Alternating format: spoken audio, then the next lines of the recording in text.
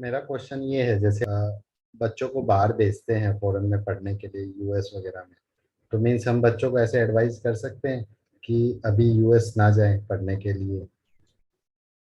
हमारे कई known network में हैं, इनफैक्ट फाइनेंशियल मार्केट एजुकेशन में या इवन पोर्टफोलियो एजुकेशन में। पिछले 1 ईयर से आई थिंक मैं शायद एक ही वोकल पॉइंट पे बोल रहा हूँ कि 2020 से 2030 will be a very volatile period across globe. When I say 20 से 30 volatile period, we can maybe have an expectation of world war like situations as well in different countries, or maybe as a whole in the world as well. And वो circumstances कहीं ना कहीं इधर बन रहे हैं, कभी उधर बन रहे हैं, and उसके कारण one war like situation, दूसरा डेमोग्राफीज में नेचुरल कैलामिटीज आप देखो 2020 से बढ़नी शुरू हुई है। So I think 2030 will be a period जहां पे नेचुरल कैलामिटीज भी साथ साथ एक्शन में हैं। एंड हम उसको एनवायरमेंटल पोल्यूशन के कारण बोल सकते हैं, हम कई और रीजंस भी बता सकते हैं। तो इसका मतलब यह है कि 2030 एज अ फेज जितना जॉइंटली रहेंगे उतना सपोर्ट सिस्टम कायम रहेगा। जितने लोग अलग अलग रहेंगे उतना आई थिंक डिप्रेशन का माहौल, स्ट्रेस का माहौल, आप यूं समझ सकते हो कि डिप्रेशन की इंडस्ट्री, स्ट्रेस की इंडस्ट्री में एक आर्टिकल पढ़ रहा था, जानबूझ के न्यूज नेगेटिव इम्प्लांट करी जा रही है फॉर द लास्ट 1.5-2 years, ताकि लोग जितने ज्यादा हैं वो डिप्रेशन के शिकार, स्ट्रेस के शिकार, नींद ना आने के शिकार। एंड एक बार स्ट्रेस में बंदा आता है तो उसी के ऑफ शूट्स हैं, चाहे डायबिटीज है, चाहे कोलेस्ट्रॉल है, चाहे हार्ट इश्यू है, चाहे वाटर रिटेंशन है, कुछ भी।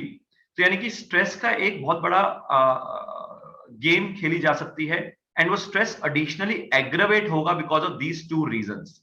तो इसलिए नॉट ओनली यूएस, हम जहां जहां भी बाहर भेज रहे थे कहीं पे भी, आई थिंक सिंपल है, हम जहां पे इकट्ठे सपोर्ट सिस्टम रह रहा है हमें सपोर्ट सिस्टम वहीं पे कायम करना चाहिए। This is one point.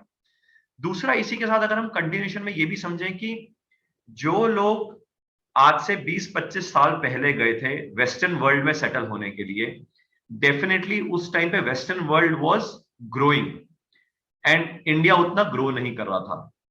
Since western world वहां पे ग्रो कर रहा था, वहां पे अपॉर्चुनिटीज जॉब्स की बनी रही, उनका वीजाज अडॉप्शन बनता रहा, उनका ग्रीन कार्ड बनता रहा, या आज भी जो इकोनॉमीज आपको बुला रही हैं जहां पे समझो वीजा का इशू नहीं है, पीआर का इशू नहीं है, बिकॉज उनकी अपनी पॉपुलेशन नहीं है। बट देन यहां से आई सी for the next 10 years, 15 years, in the next 10 years, for the next 10 years, in the next 10 years, I think India is going to be emerging as a superpower.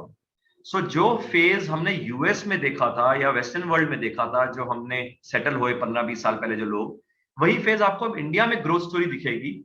And इसका मतलब यह है कि यहाँ पे I think जो लोग वहां पे चले गए हैं, और जब वो साइकिल वहां पे रिवर्स होगा और वहां से जब वो लोग वापस आना चाहेंगे, उनकी अब्जॉर्प्शन या अडेप्टेबिलिटी इंडियन इकोनॉमी में बहुत चैलेंज हो सकता है।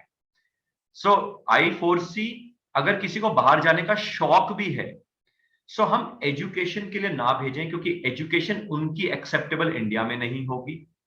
हम ऐसा कर सकते हैं कि इंडियन एमएनसी कंपनी में जॉब करें, जिसके बेसिस पे वो अगर 2-3 साल के लिए हमें डेपुटेशन में भेजती है, वी कैन ट्राई।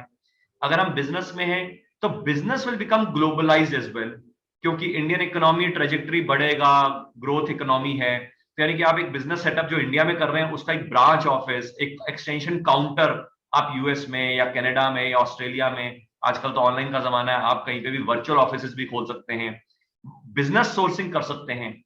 तो यानी कि इसका मतलब ये स्टैंड अलोन एजुकेशन बाहर जाके लेना या यहां पे हिंदुस्तान को छोड़ के वहां जाके नौकरी ढूंढना लोकल, तो आपको रिस्पेक्ट एंड ग्रोथ नहीं मिलेगी, अडेप्टेबिलिटी वापस बैक टू इंडिया नहीं मिलेगी। इंडियन एमएनसी में ज्वाइन करते हो, वो आपको डेपुटेशन में भेजती है, वो एक अलग चीज है।